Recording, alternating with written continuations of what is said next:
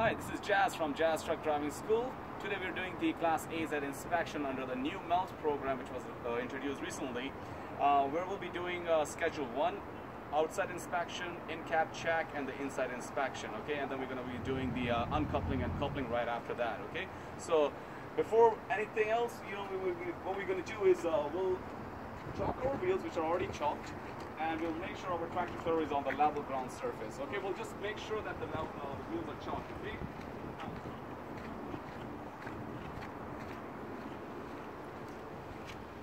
Yep. So our wheels are chalked. One here, one at the back, the same tire. Okay. And our tractor trailer is on the level ground surface. Then. Okay. Now, the very first thing we're going to be doing is the air brake system check under the Schedule 1. There are 5 items in total, right? The first one is the audible air leak, then we have slow air pressure buildup rate, the push rod stroke that exceeds the adjustment limit, then the air loss, and the TPV, which is your tractor protection valve, okay? So we're going to be doing this one by one, okay? So let's follow me inside. Okay, so what we're going to be doing, we're going to start with the air brake system check. We got 5 items that we're going to be inspecting. For the first one is the audible air leak test, which we also call the air loss test as well. Then we have the air pressure buildup rate. Okay, and the third one is the TPV, which is called the tractor protection valve. And the fourth is the lower warning. And the fifth one is the brake adjustment. So we're going to start with the number 1, audible air leak test. For that, we need to start the engine and make sure our pressure is between the cut-in and cut-out range, or you can say normal operating pressure range of between 80 to 145. Okay. All right, our pressure is already above 100 here, so we're good to do this test. So the very first thing I need to do for the audible air leak test is I'll make sure my pressure is above 100, and I'll release my tractor and my trailer brakes both. Okay, so the tractor goes in and my trailer goes in. My wheels are already chalked, so my tractor trailer is not going to move nowhere. That's why I made sure in the beginning that my wheels were chalked and the tractor trailer is on the level ground surface. All right, so the my brakes are released, pressure is good still, and then I need to turn off my engine. All right, now I need to do what? I need to get my timer here, and I'm going to time it for a minute. I'm going to press my brake pedal and hold it for a minute to see how many PSI we lose in a minute. Now, since we have a tractor and trailer, that's why I pushed the tractor and the trailer button both in, right? We are allowed to lose maximum up to 4 PSI. If I only had a tractor only, so I would just release the tractor, not the trailer. Or if I was just driving a dump truck, like you can see the one in front of me here, or any buses that's equipped with the air brake, then I can lose maximum 3 PSI on those ones. And if I have tractor and 2 trailers or 3 trailers that are attached, okay, then I can maximum lose up to 6 PSI in total. So, but in this case, we are only focusing on the number 4 PSI, okay? So there are 4 PSI I can maximum lose in tractor and trailer, okay? So let's start doing this, okay? So the brakes are released, the pressure is between our normal operating range, which is above 100. And now I'm gonna press the brake pedal and hold it for a minute here, okay? And there you go, I press the brake. You see the first drop on the gauges here. Please don't disregard that. We're not going to count that. We're going to count from where it stabilizes. Okay, so now I'm going to time it. So there you go. I time it for a minute. And I'm going to keep an eye on those 2 gauges there, primary and my secondary, to make sure I don't drop more than 4 PSI in a minute. And make sure you have your window open to listen for any audible air leak outside.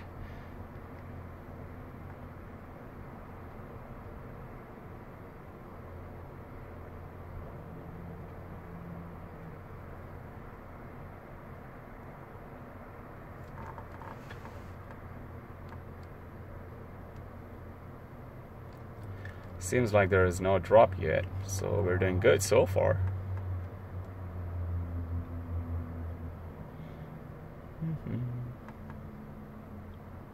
Almost there.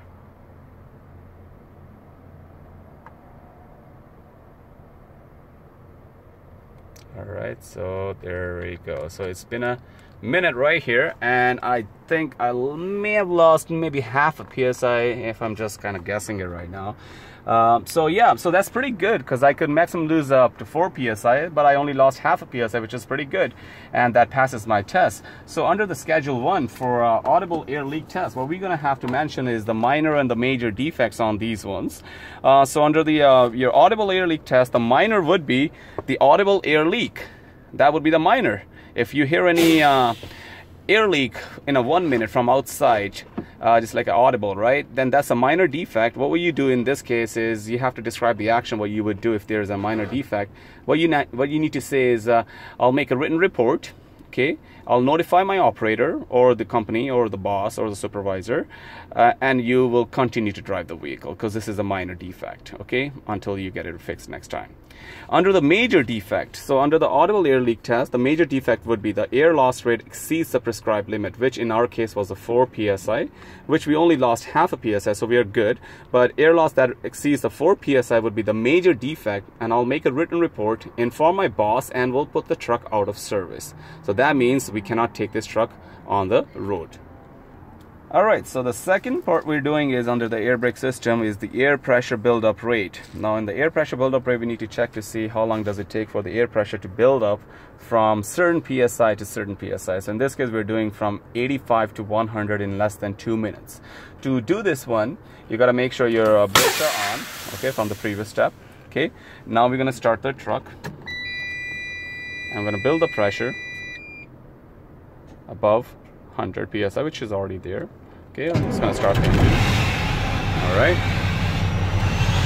Alright, now we're going to bring the pressure down to 80, and we're going to count from 85 to 100 in less than 2 minutes. Okay, so I'm going to bring the pressure down by pressing the brake pedal to 80. So 80 will be somewhere above 75 psi, so the one in the middle is a 75 psi here. So this would be the 80. So let's say this is my 80, I'm going to let it build to 85.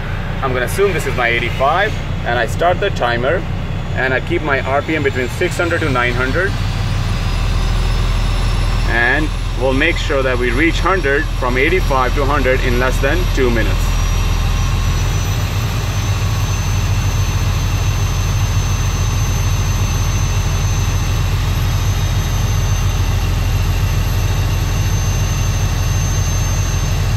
There you go, we both reached 100 on both the tanks, the primary and secondary, in 25 seconds, so which is pretty good.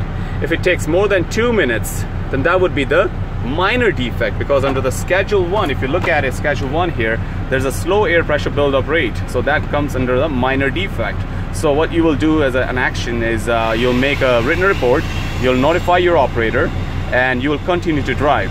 And there is no major defect under this slow air pressure buildup rate or the air pressure buildup rate inspection. Alright, now we're going to be doing the tractor protection valve. In this tractor protection valve, we need to make sure our parking brakes are applied, especially our supply valves, to make sure this is pulled out. Okay, it closes, and that closes the protection valve at the back too. So we want to make sure that the protection valve is closed or not. To do this one, make sure the protection valve is closed. You make sure your supply valve is closed here, and your pressure is already above 100. So what we're going to do, we're going to turn off the engine, all right, because we want to be listening for any leak, right? So let's get outside, and we're going to be removing the service line here, because the tractor protection valve protects the service air from losing if there is no trailer attached. So this is what we're pretending, that there's no trailer attached, and we're making sure that our TPV valve is working or not. So we're going to take off this blue service line here, okay, and I'm going to put it on the side here, and I'm going to go halfway inside the truck and press the brake pedal and hold it and listen for any audible air leak coming out of here or not. Okay, so I'm going to go inside the truck here, and I'm going to listen for any air leak coming out from the service line. So I press the brake pedal. I don't hear any leak, so that means it's pretty good. If I hear a leak, that would be the major defect, and I'll make a written report, inform my boss, and put the truck out of service. Since I have no air leak, so that's good.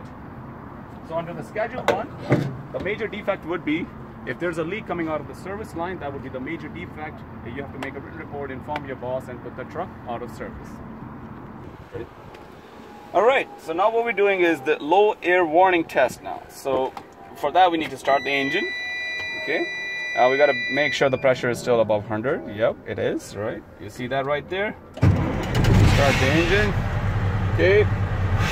All right, so now what we're going to do is we're going to stop pumping the brake pedal until the warning light comes on the dash, which is called a low air warning device. So we're going to keep pumping the brake pedal until the warning light will come somewhere here, okay? So I'm pressing the brake pedal and keep fanning on it and see when it comes on. It has to be on before 55 psi. Oh, there you go. There's my low air warning right here, which comes on somewhere around 65 to 70 psi, somewhere around there, which is pretty good because it's above 55 psi. If it comes on below 55, or if it doesn't come on at all, then that's a major defect. And what you have to do is you have to make a written report, inform your boss, and put the truck out of service according to your Schedule 1. So there is a major defect here, which is the low air warning system fails or system is activated. Okay, so there is no minor here, there's only one major. Okay. Okay, so for the brake adjustment, our last air brake system check is the brake adjustment. For the brake adjustment, we got a few things that we need to do before we go outside and do the actual practical on the brake adjustment. The very first thing we need to do is, though, we got to release the parking brakes here, which is the tractor. And since we have the trailer attached, we're going to release the trailer.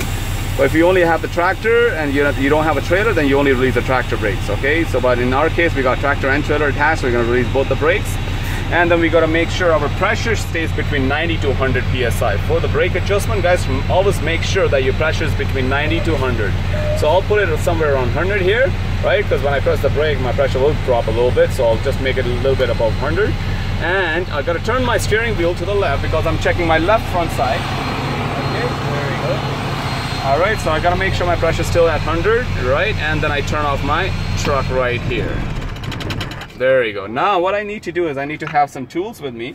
First of all, I need to get my measurement tool, which is in millimeters or in feet. I have my chalk here, which is a soapstone that I need to mark on the push rod with.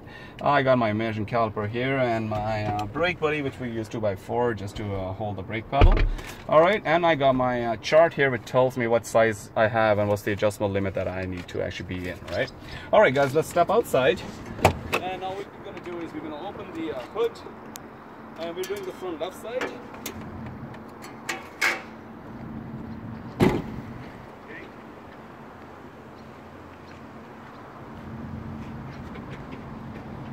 There we go.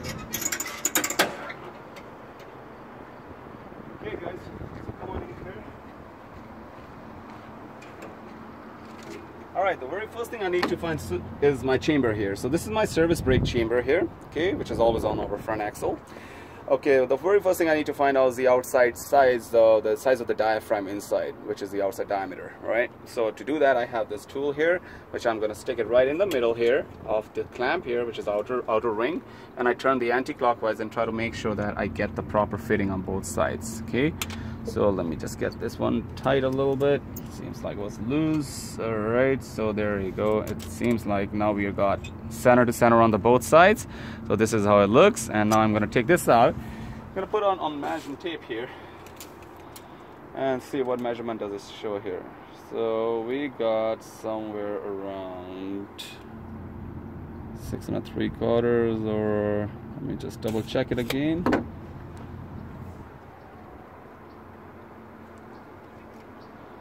There you go. Hold on, let me see, make sure I get center to center here. Okay, seems like it's good. All right, so let's go over again.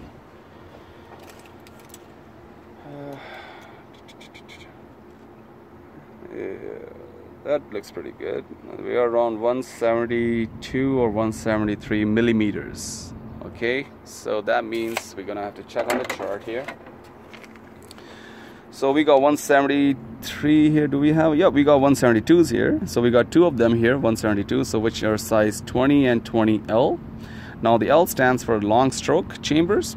Okay, now we need to check if it's a size 20 and 20L. And the way to check it is, right, so let's see if it's a long stroke or regular. So we got the tag here, the blue stroke tag here, and then we got a little groove here on the side, which we call square casing on the side of the chamber, which is 20L, so it's a long stroke chamber. If you don't have the tag and you don't have this groove here on the side, then it'll be a regular stroke. So this is a 20L chamber, and the 20L chamber adjustment limit would be the 51 millimeters or 2 inches. Now we need to check to see if my push rod comes out more than 2 inches or not, or 51 millimeter. And to test it, I need to first chalk my push rod. So I got the soapstone here, where we're going to use it to chalk the push rod here. So this is my push rod right in here, so I got to make sure I delete the old one or erase the old mark here before, and I put the new mark right where the push rod enters the chamber at the back here. So that's my reference point over there. Now I'm going to go inside the truck and hold the brake pedal with a 2x4 that I have that I showed you earlier, which is right here. So we're going to push onto the brake pedal with this little stick here. So we're going to make sure the pressure is still between 90 to 100. Alright, so yep, the pressure is still good. So let me just press the brake and then we'll check again to make sure the pressure is still between 90 to 100. Okay, so here we go. I'm pressing the brake and making sure that it stays steady there. Alright, yep, it's pretty good. Now we're going to go check the pressure again. Can you come and check it? There you go. We have here is 90 to 100 still. Yep, we're good. Alright, now we're gonna come back here and then we're gonna see how far the push rod traveled out. So if you look at this push rod that we marked earlier, it traveled out. So we're gonna make sure that it doesn't travel more than the prescribed limit, which in our case was 2 inches or 51 millimeters. So let's check that from the chamber to that mark right here. If you look at it, we are about 1.5 inches here, or about 40 millimeters. So we're pretty good. So we're on 1.5 inch. Our maximum was 2 inches, which is good. So we are under the limit. If we were over the 2 inches limit over here, then that would be the major defect according to the Schedule 1. I'll make a written report, inform my boss, and put the truck out of service, and there is no minor defect on it. Okay, and then we come inside and we'll make sure that we take our wood out from the brake pedal and secure our tractor trailer by pulling the parking brake on. Okay, and that completes our test for the brake adjustment. Alright, so now we're going to talk about the cab here under Schedule 1. So if you ask about the cab door, then we're going to talk about the cab door itself. Make sure there's no cracking damages on the door itself. It opens and it closes securely, okay? And make sure it works on the both sides of your truck, so left and right your doors. And then you're going to say on the Schedule 1, under the minor defect, if the occupant compartment door fails to open, that would be the minor defect, and you got to make a written report, inform your boss, and you can continue to drive. Under the major defect, if there's any cab or sleeper door fails to close securely, that would be the major defect. You'll make a written report, inform your boss, and put the truck out of service. Alright, so the next one is the part for the coupling devices. In this category we got 3 questions, which is a coupler or mounting has loose or missing fastener. The second one is the coupler is insecure or movement exceeds the prescribed limit. The third one would be the coupling or locking mechanism is damaged or fails to lock. So we're going to start with the first one, the coupler or mounting has loose or missing fastener. Now, to do this one, you got to make sure you go to the coupler. So you go right here. This is our 5th wheel right here. So this is our coupler here. So we got to make sure we check if there's any crack or any damages here, right? Everything looks good. We got to check for the fasteners because the question is about the fasteners, right? So make sure all the fasteners are tight and secure. There's no missing fastener. Everything looks good, proper, and there's no missing fastener, right? So, according to the Schedule 1, you got to make sure you tell the examiner that under the minor defect, so that was your demonstration by the way, so under the minor defect, your coupler or mounting has loose or missing fasteners. So that would be the minor defect. What you have to do is you have to make a written report, inform your boss, and you can continue to drive. And under the major defect, there is no major defect for this fastener thing here. Now the second question under the same coupling device, we have coupler is insecure or movement exceeds the prescribed limit. So now we have to check the movement of the actual coupler between the kingpin and the 5th wheel. There shouldn't be any movement, right? Well, we have a 1/2 inch movement. We got to check if it exceeds that or not. So the very first thing we need to check to make sure if it's secure or not, right? So we go back to the coupler here. We'll check the coupler to make sure the coupler is secure. The 5th wheel handle is in lock position. Everything looks good here. And the movement, now we need to check the movement. So to do the checking the movement, what we need to do is we need to go inside the truck and we need to release the tractor brakes only and apply the trailer brakes and then we're going to pull forward a bit, well, as far as you can, and then put the brakes on, and then you're going to come outside and you're going to mark the fifth wheel on the trailer here, right? So what we're going to do is we're going to actually practically do it. So again, just make sure that the coupler is secure, no missing fasteners, everything looks good, right? And now we're checking the movement. So we're going to go inside the truck. You tell the examiner that I'm going to go inside the truck, and I'm going to release the tractor brakes, not the trailer. Make sure the trailer brakes are on, and I'm going to move the truck forward. Okay? Alright, so I'll start the truck.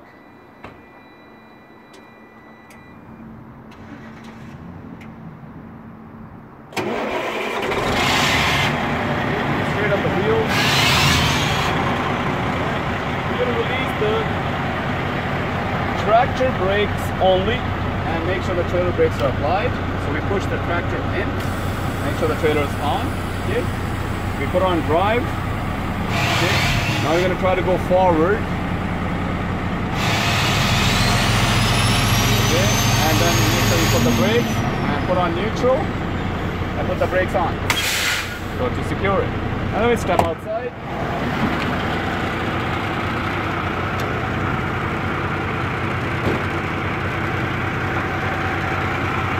At the fifth wheel edge over here, right here where the fifth wheel starts. So we're gonna go parallel to the fifth wheel right here outside on the trailer, and we're gonna make one mark here. Okay, we're gonna make a mark here. Okay, with like a chalk or anything that you have to put a reference point. So that should be parallel to your edge of the fifth wheel. Okay. Now, what you're gonna tell now, you're gonna verbally explain it to the your examiner, is that you're gonna go back now. You're gonna release the tractor brakes. You're gonna pull backward, and you're gonna release, you're gonna apply the tractor brakes, and you're gonna come outside, and you're gonna make another mark which is parallel to that fifth wheel coupler here, over here, or wherever the mark will go. And you're gonna measure that one from the first point that you mark to the second point. That should not be more than ½ inch. If it's more than ½ inch, then that would be the major defect, and then you would have to make a written report, inform your boss, and put the truck out of service. And there is no minor defect on this. Alright, so the third one is your coupling or locking mechanism is damaged or fails to lock. Now in this one, what we're going to do is we're going to check to see if our coupler is locked and it's not damaged, or is it failed to lock or not. You know, all these things we're going to be checking it here. So there are three things you must check here first, right? You're going to make sure your actual coupler is secure, everything looks good, no crack, no damages here. The first thing is you got to make sure your fifth wheel handle is in locked position, which it is, right? It's all the way in, so it's in locked. And make sure you check for any gap in between the trailer and the fifth wheel. So make sure there is no gap in between the trailer and the fifth wheel. That would be your second thing. And then you come under the trailer to check the jaws. So right here, you're gonna go under the trailer to check the jaws right in the middle. I see the jaws here. I don't know if you guys can see it, but yep, it's locked right now. So you're gonna tell him, sir, my tractor trailer is jaws are locked. And also sometimes they ask you, what is the other way of checking? Well, this is the actual verbally, right? You visually checked it, but the actual practical way of checking is also by doing the tug test. So what you could do, you can do the tug test by going inside the truck, release the tractor brakes only, not the trailer, and you put on drive and you tug it 2 times. So you give a gas 2 times, you go forward, make sure your truck doesn't come out. If it comes out, that means it was never locked. And if it doesn't come out, that means it's looked, it's proper. So under the minor and the major under the schedule 1 for this question, there is no minor, okay? And the major would be if the coupling or locking mechanism is damaged or fails to lock. That would be the major defect, and you'll make a written report, inform your boss, and you can put the truck out of service. And there is no minor here. Alright, so next one is our exhaust system. In this one, we're going to have to actually start the engine first and then open the hood. So we will go inside the truck. We'll make sure we start the engine. If you don't start the engine, you fail the demonstration, okay? So you gotta make sure you start the engine first. Open the hood.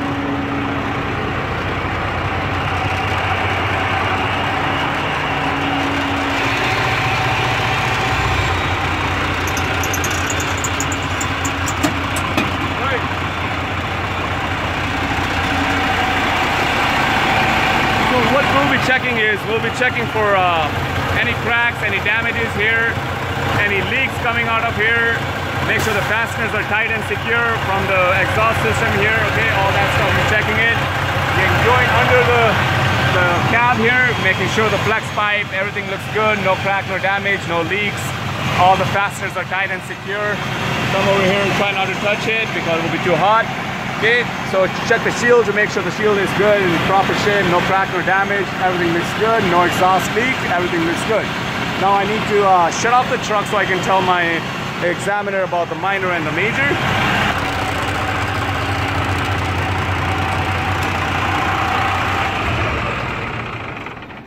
Yeah, the reason why I shut it off because there was too much noise and you can't really tell what you're talking about to the examiner, so it's better to actually shut it off and then you talk about the minor and the major.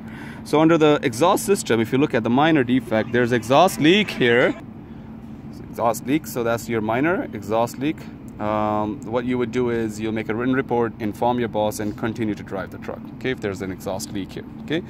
But under the major defect, if that leak that causes exhaust gas to enter the occupant compartment, that would be the major defect, and in that case I'll have to make a written report, inform my boss, and put the truck out of service, okay. And so that's for the exhaust system.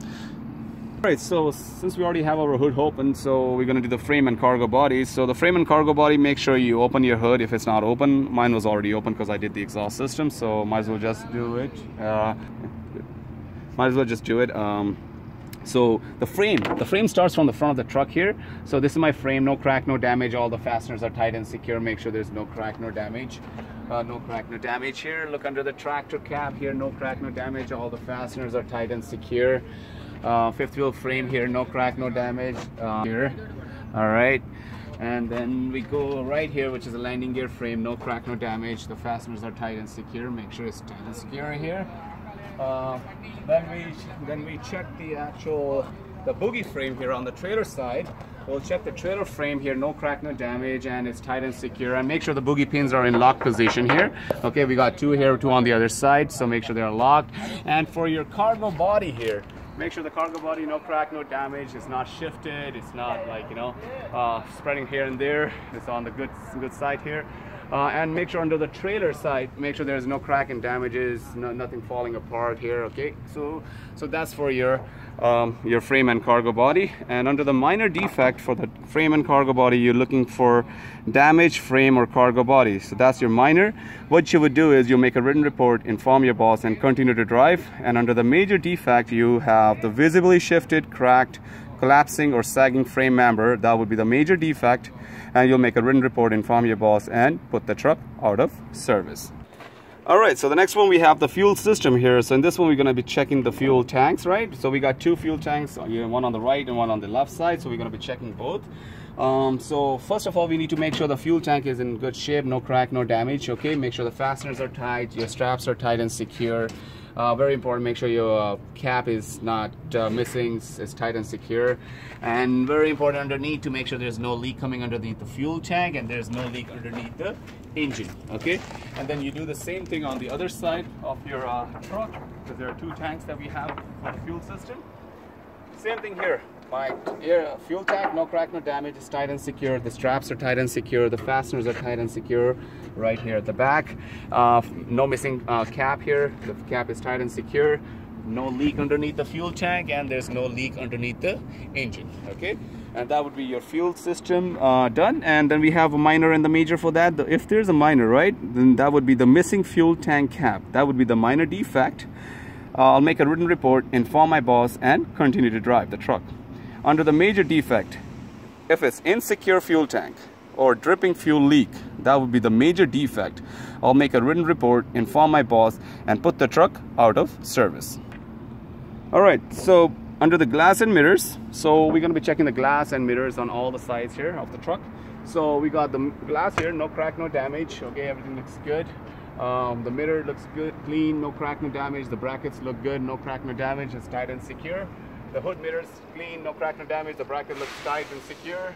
And then we come to the front of the truck to make sure the windshield, no crack, no damage. It's tight and secure. There's no cracks on either sides. Then we got the hood mirror again, no crack, no damage. It's clean, tight and secure. The mirror bracket again, no crack, no damage. is tight and secure, mirror is clean, and then we check for the actual glass on this side as well to make sure the glass rolls up and down properly, tight and secure, no crack, no damage. And under the minor defect, under the glass and mirrors, if you look at it, we only got minor, we don't have any major. So we got two of them here under the minor. The required mirror or window glass fails to provide a required view to the driver as a result of being cracked, broken, damaged, missing, or maladjusted. Or required mirror or glass has broken or damaged attachment onto the vehicle body. That would be the minor defect. You'll make a written report, inform your boss, and put the continue to drive the vehicle. And there is no major. So now the next one would be the suspension system. In this one we got three questions here under this category. The air leak in air suspension system, then we got the broken spring leaf, and then we have the suspension fastener is loose, missing, or broken. So the first one we're going to be doing the air leak in air suspension system, and this one we'll be checking for the airbag. So if you guys look at this one, this is our airbag right here. So we got airbag on each foundation, right? So we got one on the other side, same thing on this axle as well.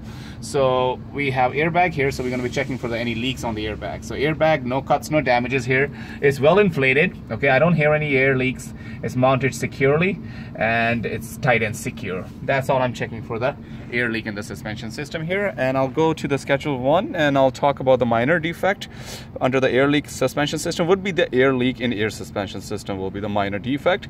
I'll make a written report, inform my boss, and continue to drive the vehicle. Under the major defect, I have damaged, patched, cut, bruised, cracked, debris, or deflated airbag or insecurely mounted airbag. That would be the major defect. I'll make a written report, inform my boss, and put the truck out of service. I don't see any other major defect for the air leak for the air suspension on the B, C, D category here, because that would be for the other ones, right?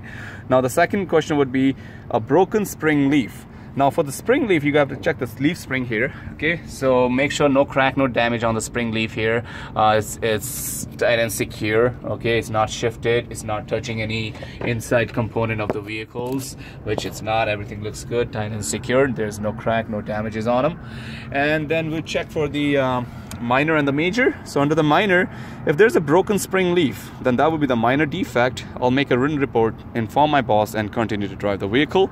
Under the major, if there is a crack or broken main spring leaf or more than one broken spring leaf, or a part of spring leaf or suspension is missing, shifted out of place, or is in contact with another vehicle component, that would be the major defect. I'll make a written report, inform my boss, and put the truck out of service. Now the last one would be the last question would be for the suspension fastener. So the question is, suspension fastener is loose, missing, or broken. So now for that we need to check the suspension fastener. So the fasteners for the airbag, the leaf spring, the U-bolt, and everything, that's what we're going to be looking for. All right, so we go back to the airbag here. We check the airbag fasteners to make sure they're tight and secure, right? They're mounted securely. Leaf spring fasteners, so make sure they're tight and secure. Okay, make sure they're not loose or missing. And then the main thing is we go under the trailer to make sure our U-bolt is tight and secure, which in our case, if you look at it here, so this is the U-bolt right here. So this is the U-bolt right here. Okay, so make sure that the U-bolt is tight and secure, no crack, no damage, right? Make sure the fasteners underneath is tight and secure. And yep, that's all you have to see on the fastener side. And then you got to read under the schedule 1. And then the minor defect would be the suspension fastener is loose, missing, or broken. I'll make a written report,